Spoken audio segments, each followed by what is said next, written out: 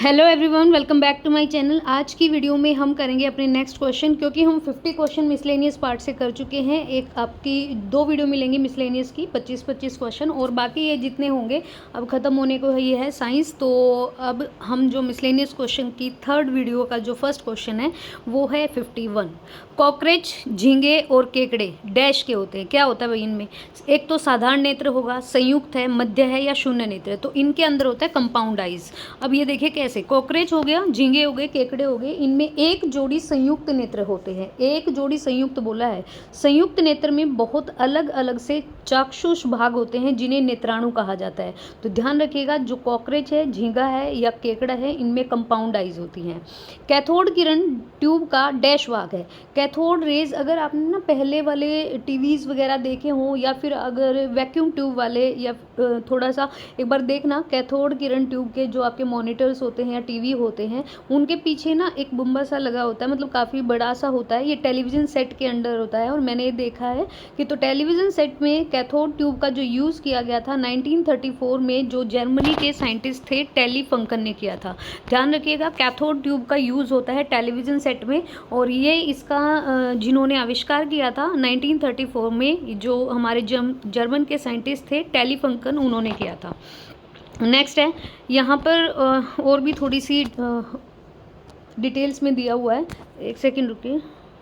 Cathode जो है वो एक निर्वात ट्यूब है जिसमें एक से अधिक इलेक्ट्रॉन गन होते हैं। ये भी ध्यान रखिएगा कि कैथोड ट्यूब एक निर्वात ट्यूब है। नेक्स्ट है, हमें ये सुमेलित करना है, आवर्ती क्या होती है, आयाम क्या होता है, और ये लोलक किसे बोलते हैं, और आवर्त सारणी क्या होता है। तो देखिए यहाँ पे आ जाइए। आवर्ती जो है इसको यूनिट टाइम बोला जाता है, इकाई में लगने वाला समय, यूनिट टाइम से दोलन बोल सकते हैं। आयाम जो होता है वो मीन पोजिशन होता है, मतलब साम्यावस्था का मान या मीन पोजिशन बोल सकते हैं। मीन पोजिशन से ज़्यादा विस्थापन अगर होता है तो उसे आयाम कहते हैं।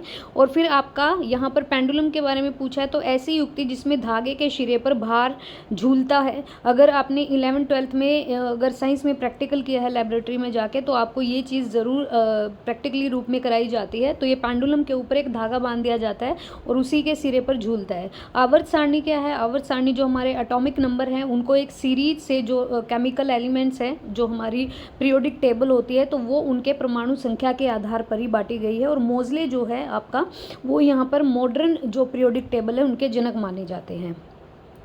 नेक्स्ट है, टाइफाइड किससे होता है, मलेरिया किससे, एड्स किससे और दाद किससे। टाइफाइड एक बैक्टीरियल डिजीज़ है तो जीवाणु आएगा, और एड्स आपका वायरस है तो विषाणु आएगा, और मलेरिया की अगर मैं बात करूं तो ये प्रोटोजोआ है, और दाद आपका कर्मी है। अब यहाँ पे एक्सप्लेनेशन में भी दिया होगा। टाइफाइड बैक्टीरियल डिजीज़ होती है, कल ही पढ़ा था। सोमेनो जो टाइफी जो बैक्टीरिया होता है वो इसका वाहक होता है। मलेरिया प्रोटोजोआ से होता है। एड्स आपका वायरस डिजीज़ है विषाणु से, और दाद आपका फंजाई है या कर्मी कह लो। निम्न में से क्या एक भौतिक परिवर्तन है, मतलब फिजिकल चेंज है। अगर भौतिक परिवर्तन, फिजिकल चेंजेस और केमिकल चेंज की बात है, फिजिकल चेंज में क्या होता है कि अगर एक बार चीज़ ख़त्म हो गई, फिजिकल चेंज में अगर कोई भी नया एलिमेंट नहीं बनेगा। दूसरा, अगर उस चीज़ पे एक्सपेरिमेंट या प्रैक्टिकली कुछ किया गया है तो अगेन हम वही स्टेज ले सकते हैं उस एलिमेंट्स की। लेकिन जो केमिकल चेंज होता है, केमिकल चेंज में एक नया सब्सटेंस बनता है। तो ध्यान रखिएगा, भौतिक परिवर्तन की अगर बात करें तो इसको फिजिकल चेंज ही बोलते हैं, और ये होता है सब्लिमेशन का पार्ट।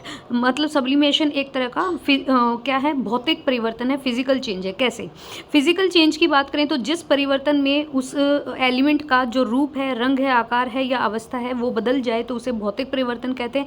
लेकिन ध्यान रखना, फिजिकल चेंज में कभी भी क्या कहते हैं, रिवर्स आ सकते हैं, क्योंकि रिवर्सिबल होता है। लेकिन केमिकल चेंज में रिवर्सिबल नहीं होता। फिजिकल चेंज में कोई नया सब्सटेंस नहीं बनता है, और केमिकल चेंज में एक नया सब्सटेंस बनता है। तो भौतिक परिवर्तन, अगर रंग रूप आकार अवस्था बदल जाए, रंग रूप आकार ही बोला है, जैसे ठोस से द्रव में चले जाना, द्रव से गैस में चले जाना, और ठोस से सीधा गैस, सब्लिमेशन। कैम्फर इसका सबसे बेस्ट एग्जाम्पल है। तो ये भौतिक परिवर्तन का उदाहरण है। नेक्स्ट है आपका, ये भी हमें सुमेलित करना है। वाष्पन क्या होता है, ऊर्ध्वापतन क्या होता है, प्रशीतन क्या होता है, और लिक्विड क्या होता है। सीधा डिटेल पे चलिए। वाष्पन है जो अगर हमारा द्रव से गैस में कोई चीज़ें बदल जाते हैं, जैसे हमारा वेपराइजेशन होता है, वही चीज़ है। ऊर्ध्वापतन अगर बात करें तो ये सब्लिमेशन का पार्ट है, अभी हम पढ़ के भी आए हैं। अगर आप कपूर को जलाओगे ना, वो ठोस होता है कपूर, वो सीधा गैस में चेंज हो जाएगा। प्रशीतन होता है हमारा द्रव, लिक्विड से ठोस में चले जाना, और द्रवण होता है हमारा हमारा ठोस से द्रव में, मतलब एक सॉलिड एलिमेंट से एक लिक्विड एलिमेंट में आ जाना। नेक्स्ट आपका सही ये भी सुमेलित करना है। वायुवाहित क्या होता है, ये रोग है और ये वाहक है यहाँ पे, या इनका कारण है। जलवाहित क्या होता है, स्पर्श क्या होता है और घाव क्या होता है। यहाँ पे देखिए वायु वहित की अगर बात करें तो वायु से फैलने वाला रोग जो होता है हवा के थ्रू, बेसिकली ये बैक्टीरियल डिजीज ज़्यादा होती हैं हवा के थ्रू।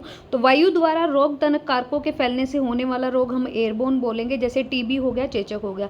जैसे अभी कोरोना वायरस भी था, वो भी क्या होता था कि एयर के द्वारा फैलता था। वाटरबोर्न होता है जो जल के द्वारा बीमार होते हैं, मतलब कोई भी अगर कॉन्टामिनेटेड अगर आपने जल ले लिया है, दूषित जल पिया है या खराब पिया है, तो उसके द्वारा हमें वाटरबोर्न हो सकता है। जल द्वारा जनक कारकों के फैलने से रोग होता है। एक तो आपको हैजा होता है इसमें, एक आपका एमियोबाइस होता है और टाइफाइड भी हो सकता है, लेकिन हैजा इसका बेस्ट एग्जांपल है। और अमीबायोसिस भी आपका जल के द्वारा फैलने वाला रोग है। नेक्स्ट है फोटोकेमिकल स्मोक क्या होता है। अब जैसे सर्दियाँ आएंगी, सर्दियों में ना धुंध पड़ती है, ठीक है, कोहरा पड़ता है। अब जो हमारे अर्थ पे जो पॉल्यूटेंट्स पार्टिकल्स हैं वो उसको वापस ही नहीं जाने देते या ट्रांसपेरेंसी नहीं होने देते। वो क्या करते हैं कि पॉल्यूशन के साथ मिलकर जो धुंध हमें दिखाई देती है उसे ही फोटोकेमिकल स्मोक बोला जाता है। यहाँ पे यही पूछा है फोटोकेमिकल स्मोक का बेस्ट एग्जांपल तो प्रकाश रासायनिक ऑक्सीडेट बोलते हैं। फोटोकेमिकल स्मोक में होता क्या है कि जो हमारी सनलाइट है और नाइट्रोजन के जो ऑक्साइड हैं कार्बन यौगिकों के मध्य एक रासायनिक अभिक्रिया से एक धुंध का निर्माण करते हैं। केमिकल यहाँ पे क्या होगी, प्रोसेस होगी। इसे प्रकाश रासायनिक धुंध कहते हैं। प्रकाश रासायनिक ऑक्सीडेंट भी होते हैं। नाइट्रोजन के ऑक्साइड को और वाष्पशील कार्बनिक यौगिक के बीच में क्रिया करने से एक उत्पाद बनता है जिसे कहते हैं प्रकाश रासायनिक ऑक्सीडेट। और इसका अगर हम बात करें एग्जाम्पल तो ये O3 is the best example. Next है यहाँ पे भी यही पूछा है कि निम्न में से कौन सा कीट वाहक रोग नहीं है। कालाजार है ऑब्वियसली, मलेरिया भी है। कालाजार आपका ये सीसी फ्लाई जो सेंट फ्लाई, और मलेरिया आपको बताया परजीवी से फैलता है। प्लेग भी आपका चूहों के द्वारा फैलता है। लेकिन बेरी क्या है, ये विटामिन की बी की कमी से होने वाला रोग है। कालाजार आपका लिशमेनिया डोनोवानी प्रोटोजोआ से होता है। मलेरिया आपका प्लाज्मोडियम प्रोटोजोआ से होता है। और आपका प्लेग जो है ये जीवाणु बैक्टीरियल है ये भी। तो तीनों याद रखना, कालाजार हो गया, मलेरिया हो गया और प्लेग हो गया, तीनों ही बैक्टीरियल डिजीज हैं। लेकिन प्लेग बैसिलस पेस्टिस नामक जीवाणु से फैलता है। अगला क्वेश्चन है यहाँ पे, अगला है कि भाई सूची 1 को 2 से मिलाना है। रोजनिल्ड फ्रैंकलिन ने क्या दिया, ह्यूगो डी वरीज ने क्या दिया, डब्ल्यू वाल्डेर ने क्या दिया और लेविन ने क्या दिया। तो यहाँ पर डिटेल में आ जाइए। यहाँ पे अच्छा डिटेल नहीं दी है, ठीक है। तो यहाँ पे देखिए, अगर फ्रैंकलिन की बात करें, रोजनिल्ड फ्रैंकलिन, तो इन्होंने डीएनए के बारे में बताया। फिर अगर आपकी यहाँ पे बात करें कि ह्यूगो डी वरीज, इन्होंने म्यूटेशन के बारे में बताया। फिर डब्ल्यू वाल्डेर की बात करें तो इन्होंने गुणसूत्र के बारे में बताया, क्रोमोसोम के बारे में। और अगर लेविन की बात करें तो यहाँ पर राइबोज शर्करा के बारे में बताया। ये ना 4 1 2 3, तो ए का 4 है डीएनए है, और ह्यूगो डी वरीज का आपका म्यूटेशन है। फिर डब्ल्यू वाल्डेर का आपका राइबोज है और लेविन आपका गुणसूत्र है। तो ध्यान रखिए 4 1 2 3, डी का हमारा 3 है यहाँ पे। लेविन ने तो शर्करा के बारे में बताया था, डब्ल्यू वाल्डेर ने आपका जीन के बारे में बताया था, और ह्यूगो डी वरीज ने डीएनए के म्यूटेशन के बारे में बताया था, और फ्रैंकलिन ने आपका डीएनए के बारे में। अगेन देख लीजिए, रोजनिल्ड फ्रैंकलिन ने आपका डीएनए के बारे में, ह्यूगो डी वरीज ने म्यूटेशन के बारे में, और डब्ल्यू वाल्डेर ने राइबोज शर्करा के बारे में, और लेविन ने गुणसूत्र के बारे में। तो यहाँ पर ये इनका करेक्ट रहेगा ऑप्शन 4 1 2 3। नेक्स्ट सेम है कि इसको इससे मिलाना है। क्लोरोमाइसीटीन से क्या होता है, सर्पसिल से क्या होगा, डिस्पार्लर से क्या होगा और एस्कॉर्बिक अम्ल से क्या होगा।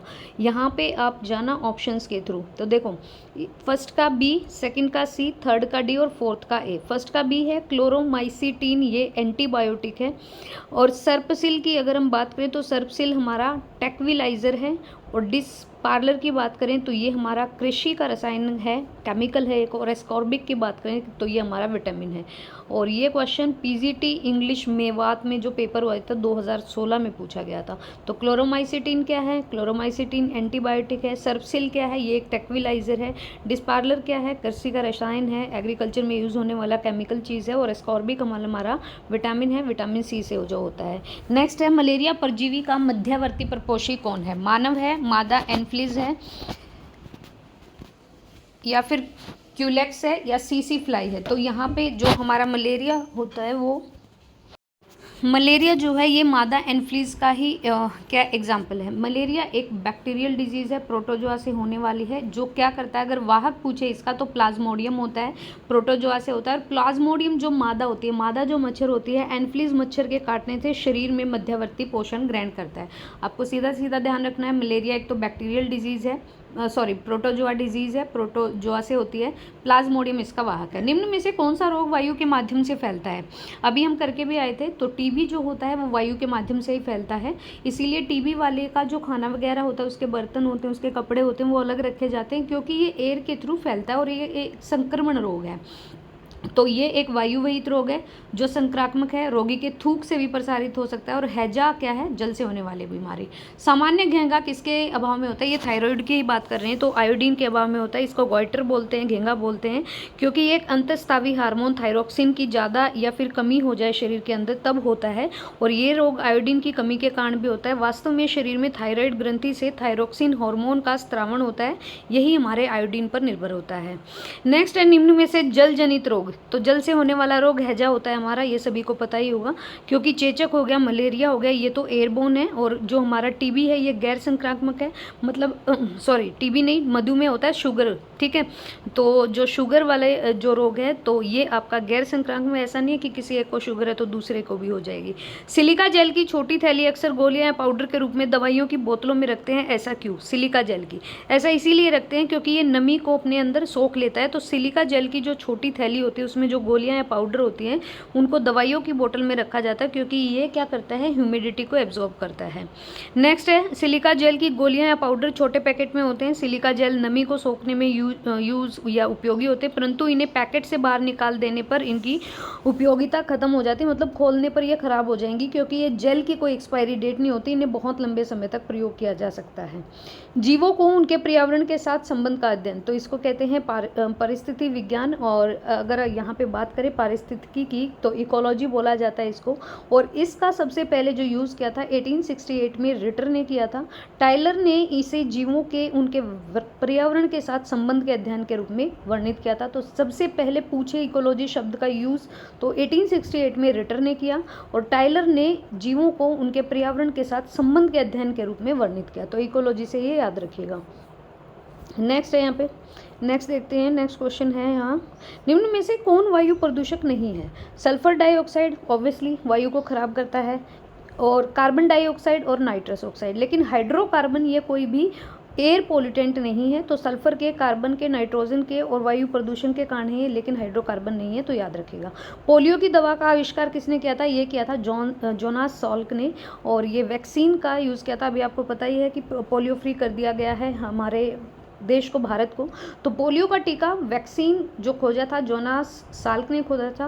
पोलियो की ड्रॉप की बात करें तो एल्बर्ट सेबिन ने। और अगर बात करें कि स्ट्रेप्सोमाइसिन ये एंटीबायोटिक होती है, इसमें सेल्मन वॉक्समैन होता है, ये वैक्सीन है इनकी।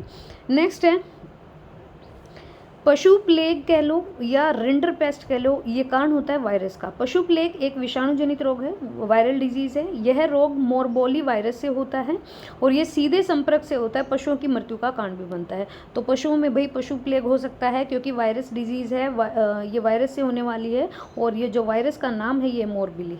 नेक्स्ट है हंसने वाली गैस, ये सभी को पता होगा, नाइट्रस ऑक्साइड बोलते हैं इसको। तो बाकी के हम क्वेश्चन करेंगे नेक्स्ट वीडियो में। नाइट्रस ऑक्साइड, इसका केमिकल फॉर्मूला होता है N2O।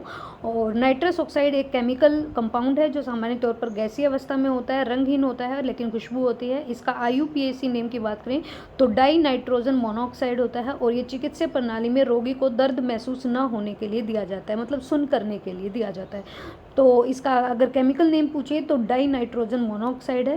केमिकल अगर फॉर्मूला पूछे तो NTO है। तो ये है आज की वीडियो। आपको वीडियो कैसी लगी है बताइएगा। वीडियो देखने के लिए thank you so much. Video पसंद आए तो please like and share and please subscribe the channel अगर आप न्यू हो चैनल पर तो। So thank you so much, thank you for watching.